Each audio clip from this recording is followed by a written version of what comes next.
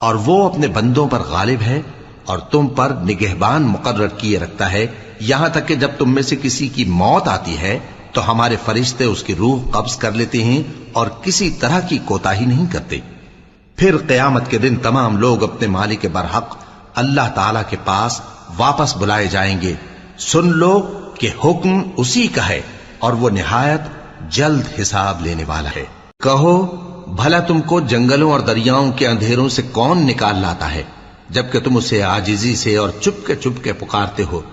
اور کہتے ہو اگر اللہ ہم کو اس تنگی سے نجات بخشے تو ہم اس کے بہت شکر گزار ہوں۔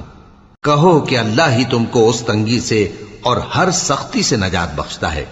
پھر بھی تم اس کے ساتھ شرک کرتے ہو۔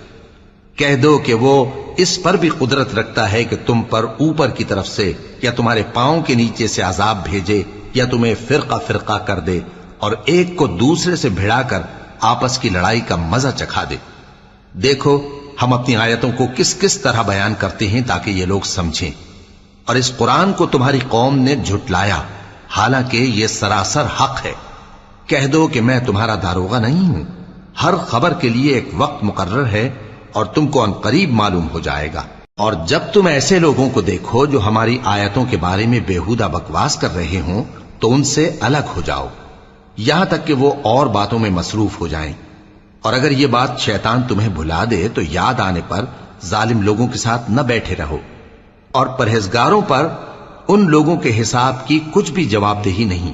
ہاں نصیحت تاکہ وہ بھی پرہیزگار ہوں۔ اور جن لوگوں نے اپنے دین کو کھیل اور تماشا بنا رکھا ہے اور دنیا کی زندگی نے ان کو دھوکے میں ڈال رکھا ہے، ان سے کچھ کام نہ رکھو، ہاں اس قرآن کے ذریعے سے نصیحت کرتے رہو تاکہ قیامت کے دن کوئی اپنے اعمال کی سزا میں ہلاکت میں نہ ڈالا جائے۔ اس روز اللہ کے سوا نہ تو کوئی اس کا دوست ہوگا اور نہ سفارش کرنے والا، اور اگر وہ ہر چیز جو روئے زمین پر ہے بطور معاوضہ دینا چاہے تو وہ اس سے قبول نہ ہو۔ یہی لوگ ہیں کہ اپنے اعمال کے وبال میں ہلاکت میں ڈالے گئے،